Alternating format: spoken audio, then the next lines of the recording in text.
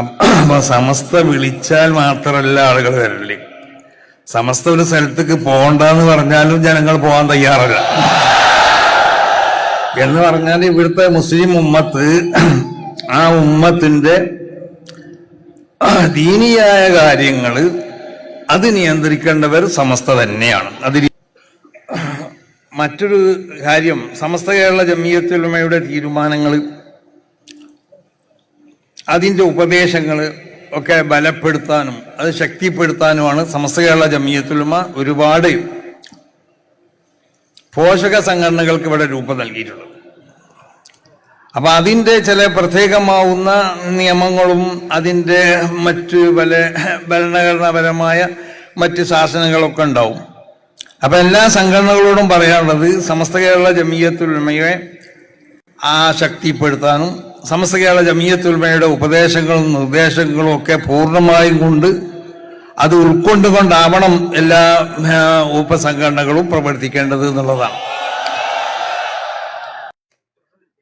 ആകാശത്ത് നിന്ന് നിലാവിൻ്റെ വെളുത്ത പൂക്കുകൾ സഹസ്രകോടി ആരോ അരിവിതറിയതുപോലെ കണ്ണറ്റാ ദൂരം വരെ നീണ്ടുകിടക്കുന്ന ശുഭ്രതാവള്യ കടലലകൾക്ക് മുകളിൽ അഭിനന്ദനായ സയ്യിദുൽ ഉലമയുടെ അധ്യക്ഷ പ്രസംഗം നടക്കാൻ പോവുകയാണ്. ബഹുമാനനായ കേരള സംസ്ഥാന മുഖ്യമന്ത്രിയുടെ സാന്നിധ്യത്തിൽ, പ്രതിപക്ഷ നേതാവിൻ്റെ സാന്നിധ്യത്തിൽ, ബഹുമാനരായ ഗൾഫ് പ്രതിനിധികളുടെ സാന്നിധ്യത്തിൽ ഇതാ സമസ്തയുടെ നയപ്രഖ്യാപന പ്രസംഗത്തിന് വേദിയൊരുങ്ങുകയാണ്. ഇതൊരു ചരിത്ര നിമിഷമാണ്. 1 നൂറ്റാണ്ട് നീണ്ട സേവനഗാഥയെ സമൂഹ മനസ്സുകളിലേക്ക് വീണ്ടും ഉയർത്തിപ്പിടിക്കുന്ന അഭിമാന നിമിഷം. സമസ്ത കേരള ജംഇയ്യത്തുൽ ഉലമ ഒരു സംഘടനയുടെ പേരല്ല, വിശ്വാസത്തിൻ്റെയും വിജ്ഞാനത്തിൻ്റെയും സാമൂഹിക ഐക്യത്തിൻ്റെയും ആത്മാവാണ്. 100 വർഷമായി മതവിദ്യാഭ്യാസം, ആത്മീയ വളർച്ച, സാമൂഹിക പുരോഗതി, മാനവിക സേവനങ്ങൾ എന്നിവയിലൂടെ വഴിയിലൂടെ സമൂഹത്തെ കരുത്തോട് മുന്നോട്ട് നയിച്ച മഹത്തായ പ്രസ്ഥാനത്തിന്റെ ശതാബ്ദി ആഘോഷ സമ്മേളനത്തിന്റെ സന്തോഷ മുഹൂർത്തത്തിൽ ആത്മജ്ഞാന വഴികളിൽ ദിശഭാഗ്യ യമനി തരീമി പാരമ്പര്യത്തിന്റെ ജിഫ്രി കബീലയിൽ മലയാളി മുസ്ലിമിന്റെ സമസ്ത കേരള ജംഇയ്യത്തുൽ ഉലമയുടെ നേതൃഗരിമ ഓരോ പ്രസംഗവും ഒരു ചെറുപുസ്തകം പോലെ മനസ്സിൽ പ്രിന്റ് ചെയ്തു വെക്കാവുന്ന ജ്ഞാനശോഭ നനുത്ത ഒരു ചെറുമഴയായി തുടങ്ങി. പിന്നെ ഏതാത്മാശയങ്ങളുടെ പെരുമഴയായി മാറുന്ന ആദർശ പ്രചോദിതമായ അധ്യക്ഷ പ്രസംഗമിത ഈ ജനസഹസ്രത്തിനു മുന്നിൽ മഹാനായ സയ്യിദുൽ ഉലമ സയ്യിദ് മുഹമ്മദ് ജിഫ്രി മുത്തുക്കോയ തങ്ങൾ നിർവഹിക്കുകയാണ്. ആദരപൂർവ്വം ക്ഷണിക്കുന്നു. لتزيين مقعد الرئاسة وإلقاء كلمته التوجيهية في المؤتمر العام للذكرى 100 لسمست كيرلا جمعية العلماء. هذا المؤتمر الذي يجسد مسيرة قرن من الخدمة العلمية والدعوية والإصلاحية في المجتمع. ندعو بكل تقدير واحترام رئيس سمست كيرلا جمعية العلماء سيدنا ومرشدنا سيد جفري متكوية تنغل مدظله العالي للتفضل إلى المنصة والتشريف الحضور بكلماته التوجيهية ودعائه المبارك. السلام عليكم ورحمة الله وبركاته. അപ്പോൾ ഏതായാലും നമ്മൾ ഒരു ഈ സമ്മേളനം ഇതിവിടെ സൂചിപ്പിക്കപ്പെട്ടതുപോലെ ഒരു അന്താരാഷ്ട്ര സമ്മേളനം തന്നെയാണ്. അത് ഇവിടെ കൂടി എല്ലാവർക്കും അത് ബോധ്യമാവും. അപ്പൊ സമസ്ത വിളിച്ചാൽ മാത്രമല്ല ആളുകൾ വരല്ലേ, സമസ്ത ഒരു സ്ഥലത്തേക്ക് പോകണ്ടെന്ന് പറഞ്ഞാലും ജനങ്ങൾ പോകാൻ തയ്യാറല്ല. എന്ന് പറഞ്ഞാൽ ഇവിടുത്തെ മുസ്ലിം ഉമ്മത്ത്, ആ ഉമ്മത്തിന്റെ ദീനിയായ കാര്യങ്ങൾ അത് നിയന്ത്രിക്കേണ്ടവർ സമസ്ത തന്നെയാണ്. അതിൽ യാതൊരു സംശയമില്ല. അപ്പൊ സമസ്ത വിളിച്ചാൽ വരും, സമസ്ത വിളിച്ചാൽ വരും. വിളിച്ചപ്പോ വന്നിക്കണ്. അപ്പൊ വിളിച്ച് ഇനി വരണ്ടെന്ന് പറഞ്ഞാൽ വരൂലെന്നും, അതാണ് മനസ്സിലാക്കേണ്ടത്. അപ്പൊ സമസ്ത കേരള ജംഇയ്യത്തുൽ ഉലമയെ സംബന്ധിച്ചിടത്തോളം എല്ലാ വിഷയത്തിനെ സംബന്ധിച്ചും വ്യക്തമായ ധാരണകളുണ്ട്. ഇവിടെ ബഹുമാനപ്പെട്ട MD ഉസ്താദ് സൂചിപ്പിച്ചതുപോലെ ബിദ്അഈ പ്രസ്ഥാനങ്ങൾ ഇവിടെ വന്നു, കള്ളത്തരീഖത്തുകൾ ഇവിടെ വന്നു, അപ്പോഴൊക്കെ മുസ്ലിം ഉമ്മത്തിന്റെ ആ ഈമാൻ ഒരിക്കലും അത് നഷ്ടപ്പെടാൻ പാടില്ല. ആ ഈമാൻ വഴിതെറ്റി പോകുന്നതായ എന്തിലേക്കെങ്കിലും അവർ ചെന്ന് ചാടാൻ പാടില്ല. ആ നിലക്ക് ഈ വിഷയത്തിനെ സംബന്ധിച്ച് സമസ്ത കേരള ജമിയത്തുൽ ഉലമ എപ്പോഴും ശ്രദ്ധിച്ചുകൊണ്ടിട്ട് ആ കാര്യങ്ങളിലൊക്കെ ഓരോ കാലഘട്ടത്തിലും ഇതിന്റെ ആവിർഭാവം മുതൽ ഇതിന്റെ തുടക്കം മുതൽ ഇന്നലെ വരെയുള്ള കാലഘട്ടങ്ങളിലൊക്കെ ഇവിടെ കള്ള തരീക്കത്തുകൾ വരുമ്പോൾ സമസ്ത എതിർത്തിട്ടുണ്ട്. ഇവിടെ ഈ പ്രസ്ഥാനങ്ങൾ ഉണ്ടായപ്പോൾ സമസ്ത എതിർത്തിട്ടുണ്ട്. അപ്പോൾ സമസ്ത കേരള ജമിയത്തുൽ ഉലമ അത് മുസ്ലിം ഉമ്മത്തിന്റെ ഈമാനിനെ സംരക്ഷിക്കാൻ വേണ്ടി ഇവിടെ പ്രവർത്തിക്കുന്നതായ ഒരു സംഘടനയാണെന്ന് എല്ലാവരും മനസ്സിലാക്കണം. മഹാനാവുന്ന ഇമാം ബുസൂരി തങ്ങൾ പറഞ്ഞതുപോലെ അഹല്ല ഉമ്മത്തഹു ഫീ ഇർസി മില്ലത്തിഹി. റസൂലുള്ളാഹി സ്വല്ലല്ലാഹു അലൈഹി വസല്ലമ തങ്ങൾ ഉമ്മത്തിനെ ആ മില്ലത്താവുന്ന ആ ബൗണ്ടറിയിൽ ആ സുരക്ഷിതമായ സ്ഥലത്ത് അവരെ ഇറക്കിക്കൊണ്ടിട്ട് സിംഹം അതിന്റെ കുട്ടികൾക്ക് പാറാവ് നിൽക്കുന്നത് പോലെ നബി സല്ലല്ലാഹു അലൈഹി വസല്ലമ തങ്ങൾ പാറാവുന്നു. അപ്പൊ റസൂൽ സല്ലല്ലാഹു അലൈഹി വസല്ലമ തങ്ങള് ഈ ഉമ്മത്തിനെ അത് അവരുടെ വിശ്വാസത്തിൽ, അവരുടെ കർമ്മങ്ങളിൽ, അവരുടെ ആചാരങ്ങളിലൊന്നും ഒരു നിലക്കുള്ളതായ പിഴവോ വലാലത്തോ ഇതിനകത്ത് ഉണ്ടാവാൻ പാടുള്ളതല്ല. അതുകൊണ്ട് നബി സല്ലല്ലാഹു അലൈഹി വസല്ലമ തങ്ങൾ ആ കാര്യങ്ങൾ വളരെയധികം ശ്രദ്ധിച്ചുകൊണ്ട് ഒരു പ്രത്യേക ബൗണ്ടറിന്റെ ഉള്ളിലായിക്കൊണ്ട് ജനങ്ങളെ ഉമ്മത്തിനെ ഇറക്കി എന്ന് പറഞ്ഞോ അതുപോലെയാണ് സമസ്ത കേരള ജമിയത്തുൽ ഉലമ ഇവിടെ പ്രവർത്തിച്ചു കൊണ്ടേയിരിക്കുന്നത്. പിന്നെ മറ്റൊരു കാര്യം പ്രത്യേകമായി പറയാനുള്ളത്, സമസ്ത കേരള ജമിയത്തുൽ ഉലമയുടെ മുശാവറ ഈ 4-ാം തീയതി ഇവിടെ ഈ സ്ഥലത്ത് വെച്ചുകൊണ്ട് തന്നെ കൂടി. അതിൽ പ്രധാനപ്പെട്ട പല തീരുമാനങ്ങളുണ്ട്. അത് ഇൻഷാ അല്ലാഹ് ഇവിടെ പ്രഖ്യാപിക്കും. അതിൻ്റെ എല്ലാം പുറമെ പ്രധാനപ്പെട്ട ഒന്ന് തന്നെയാണ് സമസ്ത കേരള ജമിയത്തുൽ ഉലമയിൽ നിന്നും വിട്ടുപോയ ഏതെല്ലാം സുന്നി സംഘടനകളുണ്ടോ അവരൊക്കെ ആ മാതൃസംഘടനയിലേക്ക് മടങ്ങി വരണം. നമ്മൾ ഗർവാഫസി എന്നൊക്കെ കേട്ടിട്ടില്ലേ? അപ്പോൾ നമ്മൾ പറയണത് വിട്ടുപോയ എല്ലാ സുന്നി സംഘടനകളും അവർ സമസ്ത കേരള ജമിയത്തുൽ ഉലമ എന്ന് പറഞ്ഞ മാതൃസംഘടനയിലേക്ക് അവർ തിരിച്ചു വരണം. അത് സമസ്ത കേരള ജമിയത്തുൽ ഉലമയുടെ കഴിഞ്ഞ ഈ 4-ാം തീയതി നടന്ന മുശാവറ യോഗത്തിലുള്ളതായ ഒരു പ്രമേയവും ഒരു തീരുമാനമാണ്. മറ്റൊരു കാര്യം, സമസ്ത കേരള ജമിയത്തുൽ ഉലമയുടെ തീരുമാനങ്ങൾ, അതിൻ്റെ ഉപദേശങ്ങൾ ഒക്കെ ബലപ്പെടുത്താനും അത് ശക്തിപ്പെടുത്താനുമാണ് സമസ്ത കേരള ജമിയത്തുൽ ഉലമ ഒരുപാട് പോഷക സംഘടനകൾക്ക് ഇവിടെ രൂപം നൽകിയിട്ടുള്ളത്. അപ്പൊ അതിൻ്റെ ചില പ്രത്യേകമാവുന്ന നിയമങ്ങളും അതിൻ്റെ മറ്റ് പല ഭരണഘടനാപരമായ മറ്റ് ശാസനങ്ങളൊക്കെ ഉണ്ടാവും. അപ്പൊ എല്ലാ സംഘടനകളോടും പറയാനുള്ളത് സമസ്ത കേരള ജമിയത്തുൽ ഉലമയെ ആ ശക്തിപ്പെടുത്താനും സമസ്ത കേരള ജമിയത്തുൽ ഉലമയുടെ ഉപദേശങ്ങളും നിർദ്ദേശങ്ങളും ഒക്കെ പൂർണ്ണമായും കൊണ്ട് അത് ഉൾക്കൊണ്ടുകൊണ്ടാവണം എല്ലാ ഉപസംഘടനകളും പ്രവർത്തിക്കേണ്ടത് എന്നുള്ളതാണ്. മറ്റൊരു കാര്യം, ഇവിടെ നമ്മുടെ SKSF അതിൻ്റെ പ്രധാനപ്പെട്ട ഒരു ശാഖയാണ് വിഖായ എന്നുള്ളത്. ആ വിഖായന്റെ കുട്ടികളാണ് ഇവിടെ അധികം ജോലി ചെയ്യുന്നവർ. അതുപോലെ ആമില പോലത്തെ നമ്മുടെ സുന്നി വൻ സംഘത്തിൻ്റെയൊക്കെ പല സന്നദ്ധ പ്രവർത്തകരും ഇവിടെ പ്രവർത്തിക്കുന്നുണ്ട്. അപ്പോൾ ഇവരെ നേരെ ഈ പല ബുദ്ധിമുട്ടുള്ള അനുഭവങ്ങൾ പല ആളുകളിൽ നിന്നും ഇവർക്ക് ഉണ്ടായിട്ടുണ്ട്. കാരണം അവർ ഏൽപ്പിക്കപ്പെട്ട സംഗതികൾ അവർ ചെയ്യുമ്പോൾ ചിലപ്പോൾ കർശനമായിട്ട് ചില സംഗതികളൊക്കെ അവർ ചെയ്യേണ്ടി വരും. കാരണം ഇങ്ങനെ ഇവിടെ ഇരിക്കാൻ പാടില്ല എന്ന് പറഞ്ഞാൽ ഇരിക്കാൻ പാടില്ല, സ്റ്റേജിലേക്ക് പറഞ്ഞവനെ കയറി വരാൻ പാടുള്ളൂ എന്ന് പറഞ്ഞാൽ അവനെ കയറി വരാൻ പാടുള്ളൂ. അപ്പൊ അങ്ങനത്തെ കാര്യങ്ങൾ അവരെ ഏൽപ്പിച്ചതാണ്. ഞാൻ അവരോട് പറഞ്ഞത്, ഞാൻ തന്നെ വരികയാണെങ്കിൽ നിങ്ങൾ തടുക്കണം എന്നാണ്. ഞാൻ തന്നെ സ്റ്റേജിലേക്ക് കയറുകയാണെങ്കിൽ നിങ്ങൾ തടുക്കണം. അതിന്റെ ബാഡ്ജില്ലാതെ ഞാൻ വന്ന ഇനി അവർ തടുക്കണം. അതാണ് നിയമം.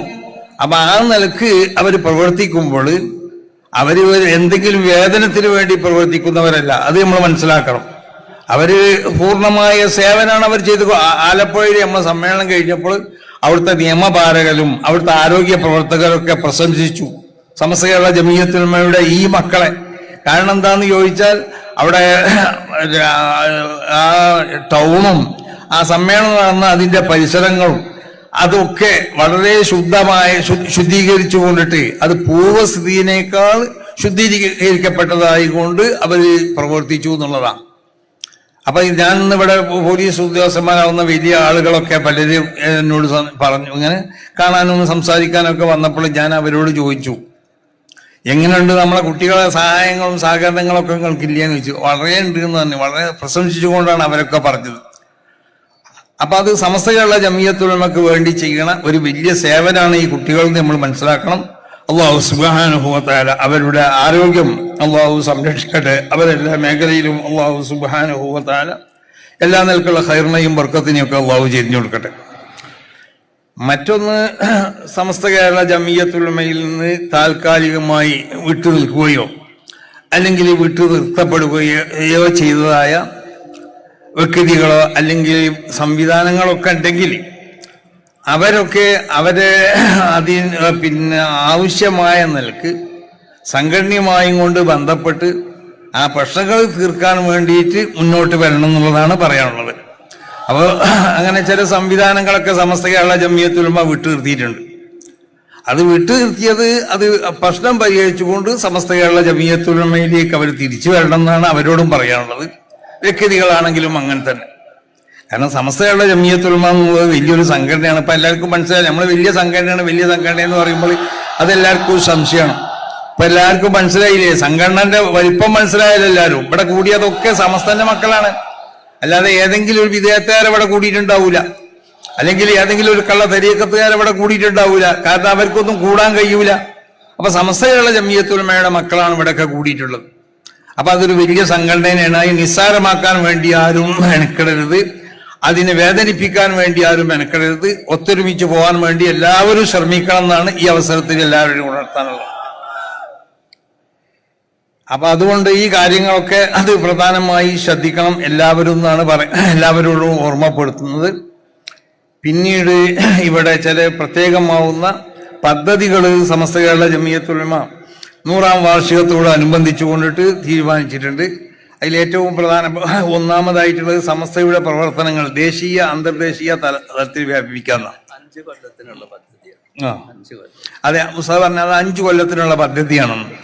അപ്പൊ ഈ 100ാം വാർഷികത്തോടനുബന്ധിച്ച് 5 കൊല്ലത്തിന്റെ പദ്ധതികൾ സമസ്തയുടെ പ്രവർത്തനങ്ങൾ ദേശീയ തലത്തിലും അന്തർദേശീയ തലത്തിലും ഒക്കെ ഇപ്പോഴുണ്ട്. പക്ഷെ ഔദ്യോഗികമായും കൊണ്ട് അത് വ്യാപിപ്പിക്കാന്നുള്ളത്. മറ്റൊന്ന്, സമസ്ത കേരള ജമിയത്തുൽ ഉലമക്ക് അത് ഇതിൽ നമ്മൾ എഴുതിയിട്ടില്ലെങ്കിലും ഇന്ന് ഇവിടെ വിദേശത്ത് പിന്നെ ഹൈദരാബാദിൽ നിന്നൊക്കെ വന്ന ചില പണ്ഡിതന്മാരായിട്ടൊക്കെ സംസാരിച്ചപ്പോൾ അവർ പറഞ്ഞു, എന്താണ് ഞങ്ങൾ ഈ കാണുന്നത്, ഇതിൻ്റെയൊക്കെ അത്ഭുതങ്ങളും ഈ കാഴ്ചകളൊക്കെ കണ്ടിട്ട് അവർ പറഞ്ഞു, ഇങ്ങനെ എന്നോട് വലിയ അത്ഭുതം പറഞ്ഞപ്പോൾ ഞാൻ അവരോട് പറഞ്ഞു, സമസ്ത കേരള ജമിയത്തുൽ ഉലമയുടെ അതിൻ്റെ ശാഖകൾ എല്ലാ രാജ്യങ്ങളിലും എല്ലാ സ്റ്റേറ്റുകളിലും അത് രൂപീകരിക്കണം. പിന്നെ ആന്ധ്ര പോലത്തെ ഹൈദരാബാദ് സ്ഥലങ്ങളിൽ രൂപീകരിക്കാൻ വേണ്ടി നിങ്ങളുടെയൊക്കെ സഹായങ്ങൾ വേണം. നമ്മളെ തത്വങ്ങളോടും നമ്മുടെ നിലപാടുകളോടും നമ്മുടെ ആശയങ്ങളോടൊക്കെ യോജിക്കുന്ന പണ്ഡിതന്മാരെ തിരഞ്ഞെടുക്കുകയാണ്. അവരല്ലേ ചേർക്കാൻ പറ്റുള്ളൂ. അല്ലാതെ ഒരു വിദ്യാർത്ഥികാരനായ ഒരു പണ്ഡിതനെ സമസ്ത കേരള ജമിയത്തുൽ ഉലമന്റെ കർണാടക സ്റ്റേറ്റിന്റെയോ അല്ലെങ്കിൽ ആന്ധ്ര സ്റ്റേറ്റിന്റെയോ ഒക്കെ പ്രസിഡന്റ് ആക്കി തീർത്താൽ അയാളെ വിദ്യാർത്ഥി പറയുമ്പോൾ അതിന് നമ്മൾ മറുപടി പറയേണ്ടി വരും. അതുകൊണ്ടാണ് സമസ്ത കേരള ജമിയത്തുൽ ഉലമ അഖിലേന്ത്യാ സ്ഥലത്തിൽ ഒരു അഖിലേന്ത്യ ഉണ്ടാക്കാൻ നമുക്ക് ചെയ്യാത്തതുകൊണ്ടൊന്നല്ല. അങ്ങനെ ചില ആളുകൾ വിചാരിക്കുന്നുണ്ട്, ചിലരെ മാത്രം ഒരു പണിയാണ് അഖിലേന്ത്യാ ജമിയത്തുൽ ഉലമയൊക്കെ ഉണ്ടാക്കാൻ. അഖിലേന്ത്യാ ജമിയത്തുൽ ഉലമ ഉണ്ടാക്കാൻ നിഷ്പ്രയാസം ഞങ്ങൾക്ക് സാധിക്കും. പക്ഷെ ഞങ്ങൾ അതിനെ പറ്റി ആലോചിക്കുകയാണ്. അഖിലേന്ത്യാ ജമിയത്തുൽ ഉലമ ഉണ്ടാക്കിയാൽ അതിലുള്ളതായ അതിന്റെ പ്രസിഡന്റ്, അതിന്റെ സെക്രട്ടറി, അതിന്റെ ട്രഷറർ, അതിന്റെ ഖജാൻജി, അതിന്റെ അംഗങ്ങളൊക്കെ ആരാവണം, എങ്ങനെയാവണം? അവര് നമ്മളെ ഇപ്പൊ ഇവിടെ MT ഉസ്താദ് പ്രസംഗത്തിൽ സൂചിപ്പിച്ചു, 4 ഒരു മദ്ഹബിനെ സ്വീകരിക്കണം. അത് വളരെ ഉറപ്പാണ്. എന്നാലും 4 ഒരു മദ്ഹബിനെ സ്വീകരിക്കാതെ നമ്മളെ മാരിക്കുള്ള ആളുകൾക്ക് ജീവിക്കാൻ കഴിയൂല. നമ്മളെ ഫിഖ്ഹിയാവുന്ന മസലകള് പിന്നെ ചില ആളെ പറഞ്ഞ പിന്നെ പലതും കൂടി മുക്കൂട്ടായിട്ടുള്ള ജീവിതം ഉണ്ടല്ലോ, അതിന്ന് കുറച്ചെടുത്ത് ഇതിന്ന് കുറച്ചെടുത്ത് അതിന്ന് കുറച്ചെടുത്ത് ആ പണി പറ്റൂല. 4 ഒരു മദ്ഹബിനെ സ്വീകരിക്കണം. ആ സ്വീകരിച്ചുകൊണ്ട് ആ റൂട്ടിൽ കൂടി തന്നെ ഒരു വിഷയത്തിൽ ഒരു മദ്ഹബിനെ സ്വീകരിച്ചു കഴിഞ്ഞാൽ പിന്നെ ആ വിഷയത്തിൽ മറ്റേ മദ്ഹബിൽ നിന്നുള്ള കുറച്ചും ഈ മദ്ഹബിൽ നിന്നുള്ള കുറച്ചും അതിൽ നിന്നുള്ള കുറച്ചും കൂടി കൂട്ടിക്കൊണ്ടുള്ള പണി പറ്റൂല. അതുകൊണ്ട് 4 ഒരു മദ്ഹബിനെ സ്വീകരിക്കണം എന്ന് പറഞ്ഞു. അപ്പൊ 4 ഒരു മദ്ഹബിനെ സ്വീകരിച്ചുകൊണ്ടും വിശ്വാസപരമായി മഹാന്മാരാവുന്ന അബുൽ അശ്അരി തങ്ങളും മഹാനാവുന്ന ഇമാം മാതുരീദി തങ്ങളും അവര് വിശദീകരിച്ച് തന്ന ആ മാർഗങ്ങളിൽ കൂടിയായിട്ട് നിൽക്കണം. അല്ലാഞ്ഞാൽ നമ്മളെ ഈമാൻ പേച്ചു പോവും, നമ്മുടെ അമലുകൾ പേച്ചു പോവും, നമ്മുടെ മറ്റുള്ള കാര്യങ്ങളൊക്കെ പേച്ചു പോവും. അതുകൊണ്ടാണ് സമസ്ത കേരള ജമിയത്തുൽ ഉലമ എന്നല്ല ലോക പണ്ഡിതന്മാരുടെ അഭിപ്രായമാണത്. നാലാളൊരു മദ്ഹബ് സ്വീകരിക്കണം, എന്നൊക്കെ മഹാന്മാർ രേഖപ്പെടുത്താനുള്ള കാരണം അതാണ്. അപ്പൊ അത് വളരെ ശ്രദ്ധിക്കപ്പെടേണ്ടതായ ഒരു സംഗതിയാണ്. അതുകൊണ്ടാണ് നമ്മൾ ഈ അഖിലേന്ത്യാ തലത്തിൽ ഒരു കമ്മിറ്റി ഉണ്ടാക്കാനൊക്കെ നമ്മൾ മുതിരാത്ത്. എപ്പോഴും നമ്മളെ ആളുകൾ പലരും പറയുന്നുണ്ട് അഖിലേന്ത്യാ തലത്തിൽ കമ്മിറ്റി ഉണ്ടാക്കണം. അപ്പൊ രണ്ടാമത്തെ ഒന്ന് ദേശീയ വിദ്യാഭ്യാസ പദ്ധതിയാണ്. പിന്നെ അതിൽ തന്നെ സമസ്ത സൈനിറ്ററി എഡ്യൂസിറ്റി അതും സമസ്ത കേരള ബഹുമാനപ്പെട്ട യൂസുഫ് അലി സാഹിബിൻ്റെ അടുത്ത് അതിൻ്റെ ഇത് ഞങ്ങൾ കൊടുത്തിട്ടുണ്ട്. ഒപ്പാർ മുഹമ്മദ് അലി സാഹിബിൻ്റെ അടുത്ത് കൊടുക്കും. അവരൊക്കെ ആലോചിച്ചിട്ട് വേണ്ടത്, അവരെ പോലത്തെ പലരും സ്റ്റേജിലുണ്ട്, അവരൊക്കെ ആ വിഷയത്തിൽ വേണ്ടതുപോലെ ചെയ്തു തരണം. പിന്നെ തമിഴ്നാട് വിദ്യാഭ്യാസ പദ്ധതി എന്ന് പറഞ്ഞാൽ അത് ആദ്യം തന്നെ നമ്മൾ തുടങ്ങി വെച്ചതായതുകൊണ്ട് ദേശീയ വിദ്യാഭ്യാസ പദ്ധതിയിൽ അത് പെട്ടത് തന്നെയാണ്. പക്ഷെ അതിന് പ്രത്യേകമാവുന്ന ഒരു പരിഗണന കൊടുക്കുന്നുണ്ട്. അത് മുമ്പ് തന്നെ കുറേ കാലം ഈ ബഹുമാനപ്പെട്ട MD ഉസ്താദ് അതിൻ്റെ വയ്യാലായി കൊണ്ട് ഓടുകയാണ് തമിഴ്നാട്ടിലേക്ക്. അപ്പം ഈ പദ്ധതിയിൽ ഇതിൽ അതുകൂടി ഉൾക്കൊള്ളിച്ചിട്ടുണ്ട്. പിന്നെ ഈ ലേണിംഗ് വില്ലേജ്, ഈ മദ്രസ സംവിധാനം കൂടുതൽ രാജ്യങ്ങളിലേക്ക് വ്യാപിക്കുന്നതിന് വേണ്ടി എല്ലാവിധ സൗകര്യങ്ങളോട് കൂടിയുള്ള ആസ്ഥാനം ഉണ്ടാക്കാന്ന്. ഈ ലേണിംഗ് ഇവിടെ നടക്കുന്നുണ്ട് ഇപ്പോൾ. പക്ഷെ അത് കൂടുതൽ സൗകര്യങ്ങൾ വേണം. ആ സൗകര്യങ്ങൾ ഇല്ലാത്തതുകൊണ്ടുള്ള ചില പ്രയാസങ്ങളുണ്ട്. അപ്പം അതിൻ്റെ ഒരു ആസ്ഥാനം സ്ഥാപിക്കാം. ദേശീയ തലത്തിൽ പ്രധാന നഗരങ്ങളിലൊക്കെ സമസ്തയുടെ ആസ്ഥാനം നിർമ്മിക്കാം. പ്രധാന നഗരങ്ങളിൽ സ്റ്റുഡൻറ് ഹോസ്റ്റൽ നിർമ്മാണം, അത് international heritage museum, rehabilitation centre, special സ്കൂളുകൾ, മെഡിക്കൽ കെയർ സെന്റർ, 10,313 നാസികളാവുന്ന ദീനിനു വേണ്ടി പ്രവർത്തിക്കുന്ന ആളുകളെ ഈ സമൂഹത്തിന് സമർപ്പിക്കാം. അതുമാണ് സമസ്ത കേരള ജമിയത്തുൽ ഉലമയുടെ ഈ 100ാം വാർഷിക പദ്ധതിയോടുകൂടി ഇവിടെ നമ്മൾ പ്രഖ്യാപിക്കുന്ന നമ്മുടെ പദ്ധതികൾ. അപ്പോൾ ഏതായാലും അള്ളാഹു സുബ്ഹാനഹു വ തആല മഹാന്മാർ വിശുദ്ധ ഖുർആനിൽ അള്ളാഹു പറഞ്ഞതുപോലെ, ഞാൻ മുഖ്യമന്ത്രി മൂപ്പർക്ക് പോകാണ്ട്, അങ്ങനെ പലരും പോകാൻ തങ്ങൾക്ക് പോകാണ്ടൊക്കെ ധൃതിയുള്ള ആളുകളാണ്. അപ്പം അതുകൊണ്ട് ഞാൻ എൻ്റെ മൂപ്പരോട് ഇപ്പം തന്നെ പറഞ്ഞു, മുഖ്യമന്ത്രിയോട് പറഞ്ഞു ഞാൻ 30 മിനിറ്റ് എടുക്കണില്ല എന്നാണ് പറഞ്ഞത്. മൂപ്പര് പറഞ്ഞു നിങ്ങൾ എത്ര എടുത്തോളിന്നാണ് പറഞ്ഞത്. അപ്പം ഏതായാലും ഞാൻ 30 മിനിറ്റ് ഒന്നും എടുക്കണില്ല, ഞാൻ ചെറിയ നിൽക്ക് ആ ഓതിയ ആയത്തിനൊന്ന് വിവരിച്ചു കൊണ്ടിട്ട് ഞാൻ അവസാനിപ്പിക്കും.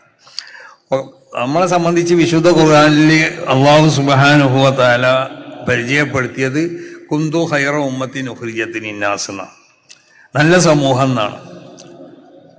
അതുപോലെ തന്നെ മറ്റൊരായത്ത് വക്കദാലിക ജഅൽനാകും ഉമ്മത്തൻ വസത്തൻ, വിശുദ്ധ ഖുർആനിൽ പ്രഖ്യാപിച്ചത് നമ്മളെ പറ്റി ഉമ്മത്തൻ വസത്തൻ എന്നാണ്. നമ്മളെല്ലാ നിലക്കും നീതിയുള്ളതായ ഒരു സമൂഹമാണ്.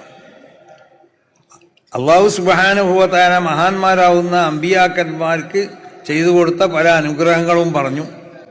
ആ അനുഗ്രഹങ്ങൾ പറഞ്ഞതിന് ശേഷം പറയണം വക്കദാലിക ജഅൽനാകും, നബിയെ ഈ നബി സല്ലല്ലാഹു അലൈഹി വസല്ലമ തങ്ങൾക്ക് ഉമ്മത്തിനെ ഉമ്മത്തും വസത്താക്കിക്കൊണ്ട് അല്ലാഹു സുബ്ഹാനഹു വ തആല പരിഗണിച്ചു. അതല്ലെങ്കിൽ ഈ അപ്രകാരം എന്ന് പറഞ്ഞാൽ പല അർത്ഥമുണ്ട്. ഞാനപ്പോൾ അതിൻ്റെ വിശദീകരണത്തിലേക്കൊന്നും പോകല്ല. എങ്കിലും അതിൽ മഹാനാവുന്ന ഇമാം റാസി തങ്ങൾ പറഞ്ഞ ഒരു അഭിപ്രായമുണ്ട്. ആ അഭിപ്രായം എന്താന്ന് പറഞ്ഞാൽ റാബി ഊഹ യഅ്തമിലു ഇന്ദി അൻ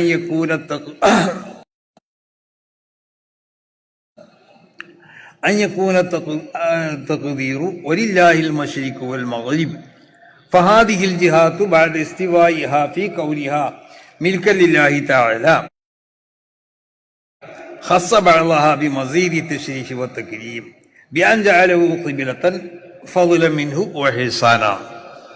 അപ്പോൾ അല്ലാഹു സുബ്ഹാനഹു വ തആല ലോകത്തിന്റെ എല്ലാ ദിക്കുകളെയും അല്ലാഹു സുബ്ഹാനഹു വ തആലാന്റെ അധീനത്തിൽ പെട്ടതാണെന്ന് പറഞ്ഞിട്ട് പിന്നെ അല്ലാഹു സുബ്ഹാനഹു വ തആല പിന്നെ വിശുദ്ധമാവുന്നതായ കഅബത്തിനെ ഖിബ്ലയായി കൊണ്ട് അല്ലാഹു സുബ്ഹാനഹു വ തആല അംഗീകരിച്ചു. അപ്പോൾ കഅബത്തിനെ അല്ലാഹു സുബ്ഹാനഹു വ തആല ഖിബ്ലയായി കൊണ്ട് നമുക്ക് നൽകിയതുപോലെ ജഅൽനാകും ഉമ്മത്തൻ വസത്ത, നിങ്ങളെ അല്ലാഹു സുബ്ഹാനഹു വ തആല ഒരു വസത്താവുന്നതായ, വസത്ത് എന്ന് പറഞ്ഞത് ആ വാക്കിക്ക് ഒരുപാട് അർത്ഥങ്ങളുണ്ട്. ഞാൻ അതിൻ്റെ അർത്ഥത്തിലേക്കൊന്നും ഈ അവസരത്തിൽ കടക്കല്ല. മഹാന്മാരാവുന്ന ഇമ്മത്ത് പല അർത്ഥങ്ങളും എനിക്ക് പറഞ്ഞിട്ടുണ്ട്.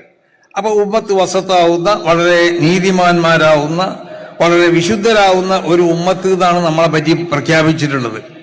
അപ്പൊ നമ്മളെല്ലാവരും അങ്ങനെ ആവുന്നല്ല ഈ പറഞ്ഞതിന്റെ അർത്ഥം. നമ്മളെ കൂട്ടത്തില് വിശുദ്ധന്മാരാവുന്ന, ഷഹാദത്തിനക്ക് പറ്റുന്നതായ, വസത്താവുന്നതായ ഒരു വിഭാഗം നമ്മളെ കൂട്ടത്തിലുണ്ട് എന്ന്.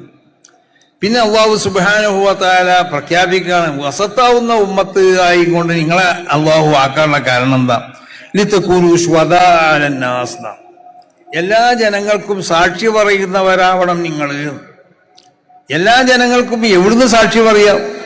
മരണാന്തര ജീവിതം ഉണ്ടെന്ന് വിശ്വസിക്കുന്നവരാണ് നമ്മൾ. അപ്പൊ അത് ദുന്യാവെന്നാണോ സാക്ഷി പറയേണ്ടത്, ആഖിറത്താണോ സാക്ഷി പറയേണ്ടത്? അയിമത്തിന്റെ ഇടയിൽ അഭിപ്രായ വ്യത്യാസമുണ്ട്, മുഫസ്സിറുകൾക്ക് അതിൽ അഭിപ്രായം. പക്ഷേ മഹാന്മാരാവുന്ന മുഫസ്സിരീങ്ങൾ അവര് വളരെ അക്സറുൽ മുഫസ്സിരീങ്ങളും അധികരിച്ച മുഫസ്സിരീങ്ങളും രേഖപ്പെടുത്തിയത് ഈ ഷഹാദത്ത് അത് ആഖിറത്തിൽ വെച്ചായിരിക്കും.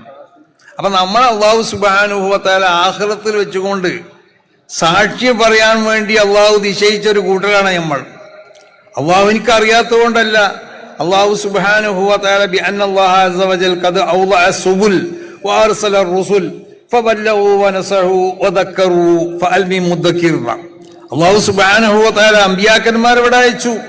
അള്ളാഹു ആ അമ്പിയാക്കന്മാര് അവരിൽ ഏൽപ്പിക്കപ്പെട്ടതായ ദൗത്യം അവർ നിർവഹിച്ചു.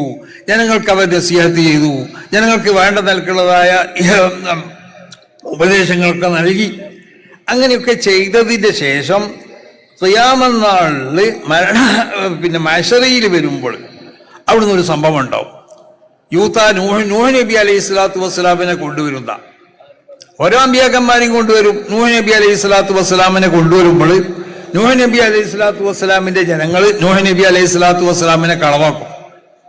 അവർ പറയും നൂഹ് നബി അലൈഹി സ്വലാത്തു, കാരണം അവരങ്ങനെ 1000 കൊല്ലം ജീവിച്ചുതാ, എന്നിട്ട് 50 കൊല്ലം മാത്രമേ ഒരു സുഭിക്ഷമായ വർഷമായി കൊണ്ട് മൂപ്പർക്ക് കിട്ടിയിട്ടുള്ളൂ.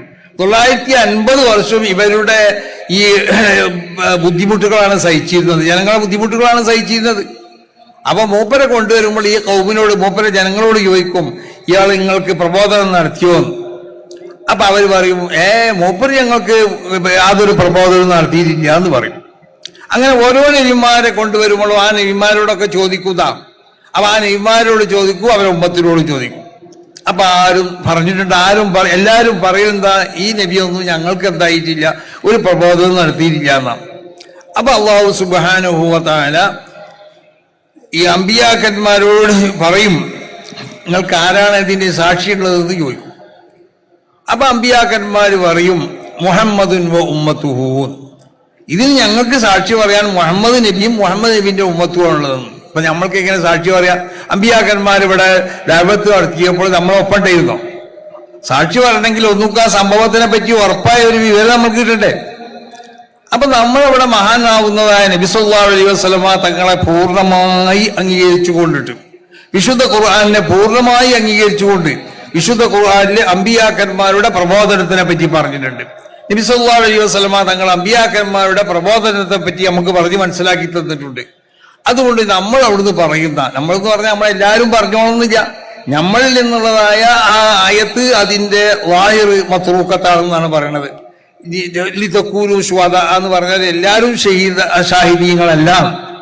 അപ്പൊ ഏതായാലും അത് എല്ലാവരും ആവട്ടെ, ആവാതിരിക്കട്ടെ. അതല്ലെങ്കിൽ ആത്മാവ് ശരീരവുമായി ബന്ധം വിച്ഛേദിക്കപ്പെട്ടാൽ ആ ആത്മാവിനിക്ക് വിശുദ്ധമായ ആത്മാവോട് കൂടിച്ചേരുമ്പോൾ ആ വിശുദ്ധ ആത്മാവിലുള്ളതായ ആ നന്മതിലേക്ക് പകരമില്ല. അതൊക്കെ വേറെ അഭിപ്രായങ്ങളാണ്. ഏതായാലും വേണ്ടില്ല, ഒരു വിഭാഗം ആളുകൾ നമ്മളെ കൂട്ടത്തിൽ നിന്നുള്ള, അല്ലെങ്കിൽ ഒരു വിഭാഗം ആളുകൾ സാക്ഷി പറയുമ്പോൾ, സാക്ഷി പറയാൻ പറ്റുന്ന വിഭാഗങ്ങൾ സാക്ഷി പറയുമ്പോൾ അവരെ കൂടിക്കൊണ്ട് സാക്ഷി പറയാൻ പറ്റാത്തവരും പറയും. ഏതായാലും നമ്മളവിടെ മഹാന്മാരാവുന്ന അമ്പിയാവിനിക്കും അവരെ ഉമ്മത്തിനൊക്കെ അവർ ദഅവത്തിൽ ചെയ്തിട്ടുണ്ട്. ആ ദഅവത്തിനെ അവരെന്തായിട്ടുണ്ട്, അല്ലാഹു സുബ്ഹാനഹു വ തആല കൽപ്പിച്ചതുപോലെ അവർ ചെയ്തിട്ടുണ്ടെന്നൊക്കെ അള്ളാഹിന്റെ മുന്നിൽ സാക്ഷി പറയാൻ വേണ്ടി ഏൽപ്പിക്കപ്പെട്ട ഒരു വിഭാഗമാണ് നമ്മൾ എന്നുള്ളൊരു ബോധം നമുക്കുണ്ടാവണം.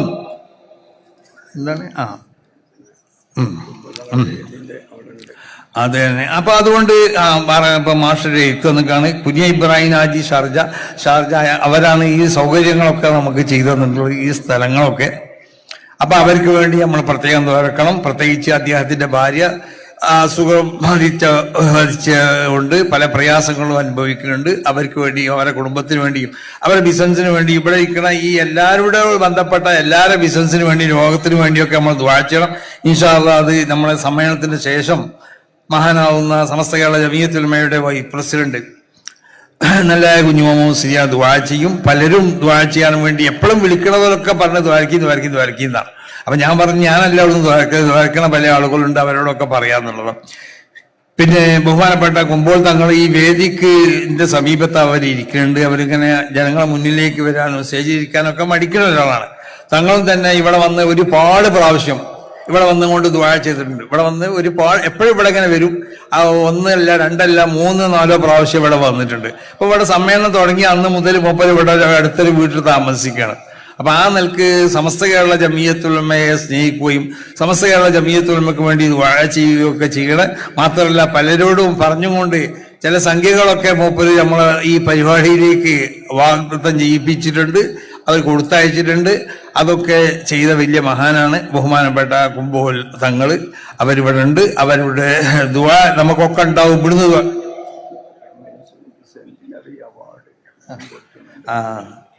പിന്നെ അതുപോലെ ബഹുമാനപ്പെട്ട യൂസുഫ് അലിന് നമ്മൾ മൂപ്പർക്ക് ദുആക്ക് വേണ്ടി വന്നതാണെങ്കിലും നമ്മൾ മൂപ്പരെ ക്ഷണിച്ചത് മൂപ്പർക്ക് ഒരു അവാർഡ് കൊടുക്കാൻ വേണ്ടിയിട്ടാണ്.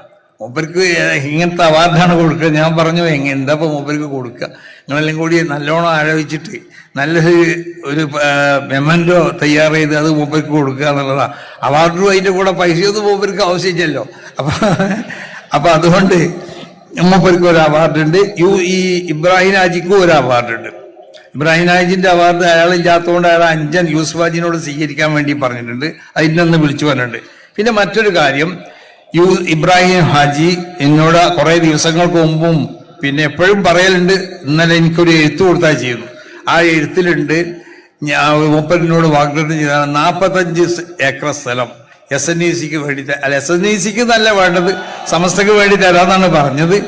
അതുമല്ല മൂപ്പര അങ്ങനെയല്ല മൂപ്പര പറയാം നിങ്ങൾക്ക് തരാമെന്നാണ്. ഞാൻ പറഞ്ഞു എനിക്ക് അങ്ങനത്തെ ഒന്നും വേണ്ടാന്ന് പറഞ്ഞു. നമുക്ക് ഒരു സെന്റിന് പോലും ആവശ്യമില്ല. അപ്പൊ എന്നോട് പറഞ്ഞു നിങ്ങൾക്ക് തരാമെന്ന് പറഞ്ഞാൽ നിങ്ങൾ അതിന് നേതൃത്വം നൽകിക്കൊണ്ട് ചെയ്യണമെന്നാണ്. എനിക്ക് നേതൃത്വം നൽകാനും കഴിയില്ല എന്ന് പറഞ്ഞ്. നേതൃത്വം നൽകാൻ പറ്റുന്ന ആളുകളുണ്ട്, അവരെ ഏൽപ്പിച്ചുകൊണ്ട് വേണമെങ്കിൽ അവർക്ക് നിർദ്ദേശങ്ങളും ഉപദേശങ്ങളും ഒക്കെ ചെയ്തുകൊണ്ട് ഞാൻ ചെയ്തോളാം. അപ്പൊ സമസ്ത ഈ നമ്മുടെ ഈ SNECന്റെ ഒരു ആസ്ഥാനം രൂപീകരിക്കണം എന്നുള്ള നിലയ്ക്ക് പല സ്ഥലത്തും സ്ഥലം വാങ്ങാൻ വേണ്ടി നടക്കലൊക്കെ ഉസ്താദന്മാരൊക്കെ നടന്നതിന് ഒന്നൊരു ശരിയായ ഒരു സ്ഥലം കണ്ടെത്താതെ നിൽക്കുമ്പോഴാണ് ബഹുമാനപ്പെട്ട സമനിരപ്പായ 45 സെന്റ് സ്ഥലം നമുക്ക് തന്നിട്ടുള്ളത്. അപ്പൊ അത് അല്ലാഹു സുബ്ഹാനഹു വ തആല അതിനെ കബൂൾ ചെയ്യട്ടെ. അതിൽ SNECനോട് ബന്ധപ്പെട്ടതായ സ്ഥാപനങ്ങൾ അതിന് ഒരു എജുസിക്കായിട്ട് 45 സെന്റ് അതെ 45 സെന്റ്. അപ്പത്തെ ആദ്യം പറഞ്ഞിങ്ങനെ ഏക്കറാണ്. പിന്നെ 40 നമ്മൾ ഒക്കെ പറയുമ്പോൾ അതല്ലേ പറയുള്ളൂ. നമുക്ക് 45 സെന്റ് എന്ന് പറഞ്ഞാൽ വലുതാണല്ലോ.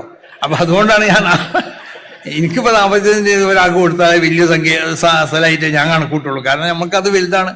അവരെ പോലത്തെ 45 എന്നുള്ളത് വലുതല്ല. അപ്പൊ 45 ഏക്കറാണ് മൂപ്പര് തന്നിട്ടുള്ളത്. അപ്പൊ അതുകൊണ്ട് അത് അല്ലാഹു സുബ്ഹാനഹു വ തആല കബൂൾ ചെയ്യട്ടെ. അതില് അദ്ദേഹം ഉദ്ദേശിക്കുന്നത് പോലെ മതപരമായും മറ്റു ഭൗതികമായും ഒക്കെ വിദ്യാഭ്യാസ സ്ഥാപനങ്ങളും അതിനോട് അനുബന്ധ സ്ഥാപനങ്ങളൊക്കെ അവിടെ സ്ഥാപിക്കണം. അത് ഇവിടെ ഇരിക്കുന്ന രാഷ്ട്രീയ നേതാക്കന്മാരോടൊക്കെ ഞങ്ങൾക്ക് പറയാനുള്ളത് അതിന് വേണ്ട സൗകര്യങ്ങൾ നിങ്ങളൊക്കെ ഉണ്ടാവണം. മുഖ്യമന്ത്രിയോട് പറയാനുള്ളത് അതാണ്, പ്രതിപക്ഷ നേതാവിനോട് പറയാനുള്ളത് അതാണ്, മറ്റുള്ളവരോടൊക്കെ പറയാനുള്ളത് അതാണ്. നിങ്ങളിൽ നിന്നുള്ള സഹായങ്ങൾ ഞങ്ങൾക്ക് ഉണ്ടാവണം. അതുകൊണ്ട് അതുകൂടി നിങ്ങളെ മുന്നിൽ വെച്ചുകൊണ്ട് ഞങ്ങൾ ഉണർത്തുകയാണ്. ഇവിടെ തന്നെ ചില പ്രയാസങ്ങളൊക്കെ ഉണ്ടായിരുന്നു നമുക്ക്, ഈ മണ്ണ് അങ്ങോട്ടും ഇങ്ങോട്ടും ഒക്കെ. അപ്പൊ ഇവര് ധരിച്ചു വെച്ചത് എന്താന്ന് ചോദിച്ചാൽ ഇവിടുത്തെ പോലെ ഇത്ര അട്ടിയിൽ അവിടം വരെ മണ്ണിടുകയാണ്. അതല്ല നമ്മൾ ചോദിച്ചത്. ഈ സ്ഥലം ഒന്ന് ശരിയാക്കാണ്. മുഖ്യമന്ത്രി ഇടപെട്ടുകൊണ്ട് മൂപ്പര് വലിയ സൗകര്യം നമുക്ക് ചെയ്തു തന്നിട്ടുണ്ട്. സമസ്ത കേരള ജമിയത്തുൽ ഉലമയുടെ ആ സമ്മേളനം നടക്കുന്ന സ്ഥലത്ത് ഭൂമിപരമായിട്ടുള്ള ഒരു പ്രശ്നവും ഉണ്ടാവാൻ പാടില്ല. അതൊക്കെ പൂർണ്ണമായി കൊണ്ടിട്ട് അതിന് വേണ്ട സൗകര്യങ്ങൾ ചെയ്തു കൊടുക്കണമെന്ന് മൂപ്പര് പറഞ്ഞിട്ടുണ്ട്. അതുപോലെ തന്നെ മൂപ്പര് പറഞ്ഞതുപോലെ തന്നെ ബഹുമാനപ്പെട്ട രമേശ് ചെന്നിത്തലനോട് ഞാൻ ഈ വിഷയം പറഞ്ഞപ്പോൾ അയാളും വിളിച്ചു മറ്റു ബന്ധപ്പെട്ടവരോട് പറഞ്ഞിട്ടുണ്ട്. ഏതായാലും നമുക്ക് ഇവിടെ നമ്മൾ ഉദ്ദേശിച്ചതുപോലെ സൗകര്യങ്ങളൊക്കെ ചെയ്തുകൊണ്ട് പിന്നെ ഇവിടെ നടത്താൻ നമുക്ക് സാധിച്ചു. അല്ലാഹു സുബ്ഹാനഹു വ തആല ഈ സമ്മേളനത്തിന് അല്ലാഹു ഖബൂൽ ചെയ്യട്ടെ. അള്ളാഹു സുബ്ഹാനഹു വ തആല സമസ്ത കേരള ജമിയത്തുൽ ഉലമ എന്ന ഈ പ്രസ്ഥാനത്തിനെ ഉയർച്ചയിൽ നിന്നും ഉയർച്ചയിലേക്ക് ഉയർത്തട്ടെ. ഇവിടെ നമ്മളിടയിലുള്ള ഈ ഐക്യവും ഈ പിന്നെ സന്തോഷവും ഒന്നും ഒരിക്കലും നഷ്ടപ്പെടാൻ പാടില്ല. അത് നഷ്ടപ്പെടുന്ന പ്രവർത്തനം ആരുടെ ഭാഗത്തുനിന്നും ഉണ്ടാവാനും പാടില്ല. അതാണ് എല്ലാവരോടും ഉണർത്താനുള്ളത്. അപ്പൊ ആ നിലക്ക് നമുക്ക് എല്ലാ നിലക്കും ഈ രാജ്യത്ത് ജീവിക്കാൻ ആവശ്യമാവുന്ന എല്ലാ സൗകര്യങ്ങളും എല്ലാ നിലക്കുള്ളതായ സുരക്ഷയൊക്കെ നമുക്ക് ഉണ്ടാവണം. അങ്ങനെയുള്ള മുസ്ലിം സമുദായത്തിനെ മാത്രം പിന്നെ ലക്ഷ്യം വെച്ചുകൊണ്ട് നടത്തപ്പെടുന്നതായ പല സംഭവങ്ങളുമാണ് ഇവിടെ നമ്മൾ ഈ ലോകത്ത് നമ്മൾ കണ്ടുകൊണ്ടിരിക്കുന്നത്. ഇപ്പൊ ഇസ്രായേൽ അവിടെ ഗസയിൽ എന്താ ചെയ്തത് ആലോചിച്ച് നോക്ക്. എല്ലാവരും പറയും ഇത് നമ്മളൊക്കെ അതിൽ ഖേദം നമ്മളൊക്കെ രേഖപ്പെടുത്തുന്നുണ്ട്. പക്ഷെ വൻ ശക്തികൾ വന്നുകൊണ്ട് അവിടെ വേണ്ടാത്ത ചെയ്യുമ്പോൾ തടുക്കാൻ നമുക്ക് കഴിയുന്നുണ്ടോ? ഒരിക്കലും കഴിയണില്ല. അത് തന്നെയാണ് ഇപ്പൊ ഈ ലോകത്തിന്റെ സ്വഭാവം എന്ന് പറഞ്ഞത്. അങ്ങനെ തന്നെ ആയിരിക്കും. അപ്പൊ എന്തോ അള്ളാഹു സുബ്ഹാനഹു വ തആല കാത്തു രക്ഷിക്കട്ടെ. നമ്മളെ ഇന്ത്യ രാജ്യത്തെയും അള്ളാഹു സുബ്ഹാനഹു വ തആല കാത്തു രക്ഷിക്കട്ടെ. ഈ രാജ്യത്തിന്റെ എല്ലാ നന്മക്ക് വേണ്ടി നമ്മൾ പ്രവർത്തിക്കണം. ഈ രാജ്യത്തിന്റെ മതസൗഹാർദ്ദത്തിന് വേണ്ടി നമ്മൾ പ്രവർത്തിക്കണം. ഇവിടുത്തെ മതമുള്ളവരാവട്ടെ മതമില്ലാത്തവരാവട്ടെ മനുഷ്യർ എന്നുള്ള നിലയ്ക്ക് എല്ലാവരെയും കണ്ടുകൊണ്ട് അവരുടെ ഇടയിലുള്ള ഈ സൗഹാർദ്ദവും ഇതൊക്കെ അവിടെ നിലനിൽക്കണില്ല എന്ന് വെക്കുക. നമ്മുടെ പ്രശ്നങ്ങളാണ് ഇക്കാരുണ്ടാവുക. നമ്മൾ എന്താ ചെയ്യേണ്ടതെന്ന് ചോദിച്ചാൽ നമ്മളെല്ലാ നിലക്കുള്ളതായ സഹനത്തിനും എല്ലാ നിലക്കുള്ള സൗഹാർദ്ദത്തിനൊക്കെ ഏതെല്ലാം അതിന്റെ അടിസ്ഥാന കാര്യങ്ങളുണ്ടോ അതൊക്കെ അടിസ്ഥാനപ്പെടുത്തിക്കൊണ്ട് നമ്മൾ പ്രവർത്തിക്കണം. അതാണ് ഇസ്ലാമിന്റെ തേരി. അങ്ങനെയുള്ളൂ.